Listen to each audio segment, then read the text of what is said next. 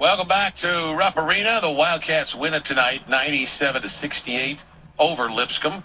And Kentucky will be back in action here on Friday night against Jackson State as we continue our visit with Coach Mark Pope. You mentioned didn't get up enough threes or as many as you would like, but it is the first time in school history to start the season with 4 straight games making 10 or more three-pointers. So you guys are certainly shooting them at a high percentage. Yeah, you know what? Did you guys hear that stat? So it's the first time Kentucky's ever started the season all 4 games in a row making more than 10 threes. And I just heard that after the game. I heard that after the game, and I was sorely disappointed. I'm like, what were we doing in 1996? I got to call my guys, man. How did we not do that? So, I don't know. I'm going to have a conversation with Tony and Shep and Walt. Be like, boys, did we really not get that done? It's a real tribute to what our guys are doing right now and how they're trying to share the ball and how much work they're putting in making shots. You talked in our pregame chat, and you mentioned this when we were chatting with you at shoot-around today, too. I think some of the fans were concerned about maybe there would be a letdown after that big Duke win, even though a week had passed. And you said that's not even something that you talk about with your guys. Yeah. So, listen, we think about it, and we try and put those thoughts out and remind me. Let me explain why. I think this is really important because I think the neuroscience behind it is 100% conclusive and in agreement. Is that we do not spend time talking about what we don't want to have happen. We focus on what we're trying to do. We always talk to our guys about what we're trying to do. If you hear me yelling at our guys, don't turn the ball over, or don't jump off 1 foot, or don't dribble into traffic, I would love for you to come down onto the court, accept the tee, go to jail, but make sure that I know that I'm actually speaking incorrectly to our guys, because we talk about what we're trying to do. The neuroscience, like I said, is absolutely conclusive about focusing on what you're trying to do. And so we spend a lot of time as a staff and players teaching us that, and it's actually a great way to approach sports. I was talking with somebody around the Lipscomb program before the game, and they were talking about the thing that was most impressive about your team was how well and readily they shared the ball. And I was telling somebody before the game, if Noah and Perry had enough minutes, they could score 20 in a game. So you have 12 guys that could score 20 in a game, which not everybody has. How do you get the guys to be so unselfish? Yeah. So Coach Mikhail McLean, do you guys know Coach McLean?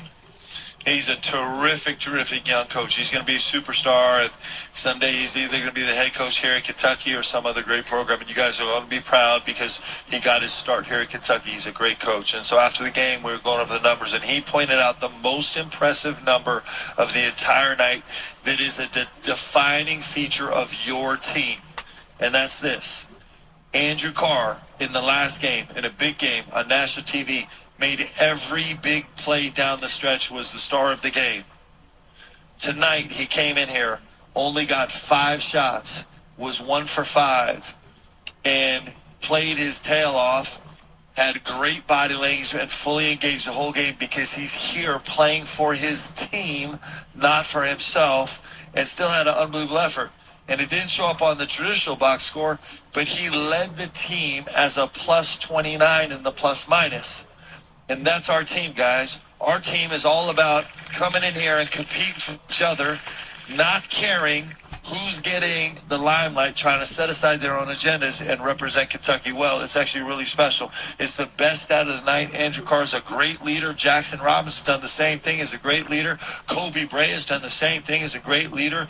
Lamont Butler's done the same thing as a great leader. And one of the fun things about coming to these games is you don't actually know who's going to be the star tonight, but all the guys are going to fight for him. It makes us a really dangerous team. It's pretty great. I'm really 4 different games, 4 different leading scorers. Yes. Coach Mark Pope to talk about the Kentucky win over Lipscomb tonight. We'll just start from the top. What did you like best about what you saw? Well, I liked a lot. I thought our guys came out and started with a real defensive intensity I was proud of. This Lipscomb team is they're a tough guard. They're actually a really good team. they're really, really disciplined. They really run their stuff. They push it hard on offense. They have 5 guys on the floor that can shoot the 3, and they cut you and cut you and cut you. And I thought our guys responded well with a bunch of stuff. We only gave up 1 backdoor catch the entire first half. Our guys were really disciplined in our defensive approach. We didn't have any issues. We only gave up 2 points the whole night in transition. That's a place where Lipscomb lives a lot. We were solid on the defensive glass, even though they were only sending 1. So there are a lot of really good defensive things. We held them. Our goal as a team, if you know this, is 39 is a really important number for us. We're into numbers, and our goal is to hold teams under 39% from the field. And we had that the whole night. But the last 5 minutes, we tried desperately to get them over 39%. We held them to 38.8%, guys. Let's go. It's pretty good. Pretty good. And only 5 of 29 at the three-point line. I remember your old coach, Coach P, back in the early days of the three-point shot. He talked about it wasn't necessarily how many you made or the percentage you shot, but the gap between what you did and what the opponent did at the three-point line. Yeah. If I got to one of the things where I'm like, we only got up 25 threes tonight, that's not great for us. We did shoot 48% from the three-point line, so it's hard to be, I feel greedy, but we need to get over 30. It's really important. Part of that's a credit to Lipscomb. They're kind of out of help and leaving the ball handler open, and so our guys did a good job stepping up and making them. But yes, very much so. We want to make a lot of progress at the three-point line. Probably not many games in Jackson Robinson's career where he scored 1 point. He came back with 20 tonight. Did you talk to him at all? You just trust him to get back on where he wanted it? No, Jax doesn't really talk to me very much. No, we talk a lot. Jackson Robinson really special. You know what's great about Jax? What's great about Jax is in our last game, he didn't have huge offensive numbers, but he had big offensive impact. And he was unbelievable down the stretch on the defensive end. Made game-winning plays on the defensive end. Comes back. It wasn't exactly the game that people expected from him, maybe, and was a big stage. Came back tonight and started the game on the defensive end. Like, totally dialed in on the defensive end. And I'm so proud of him for keeping the main things the main things. That's what he's trying to prove and work on to show that he belongs in the league at the next level. This is defensive space, and I'm really proud of his effort. He had a great offensive game, like he always does. I mean, he's just a talented offensive player. Wasn't there a stat you mentioned for the Duke game? Maybe it was the time he spent when he was guarding Flag, which was a fairly good amount in the second half. Only had 2 points. Was that the number? Yeah, so we only gave up 2 points the whole night, and it's a really rudimentary. It's a pretty raw number because you kind of lose defensive schemes in it, but just as a general sense, I mean, Jax played 30 minutes in that game and gave up 2 points, and that's pretty impressive. And he also made huge film impact plays defensively. He was really good, but it takes a lot of maturity to keep your focus and keep your energy the way he has, and he's a great leader. He's going to be fun for all of us to watch this year. If you don't mind sharing, what was the phone call like when you accepted this job? Let me talk to your wife and your girls first. I would imagine they were pretty high on the list, too. Yes, they were. And Mom and Dad have just been always so supportive, man. They're just in it with us. It's pretty awesome. They're fantastic. Travis Ford was doing the game for TV tonight. Somebody told me he hosted you on your recruiting visit. Yes, Travis Ford. How great is Travis Ford? I love him, actually. He was a great mentor to me. Coming to Kentucky, it's kind of like TP and Trent with our guys. Travis Ford was a guy that helped me understand Kentucky really, really fast. And Travis Ford, if you remember, was an unbelievable point guard. He's only like 5'2". And his arms are probably shorter than his body. He's probably minus length. And he was an assassin and the toughest kid ever, man.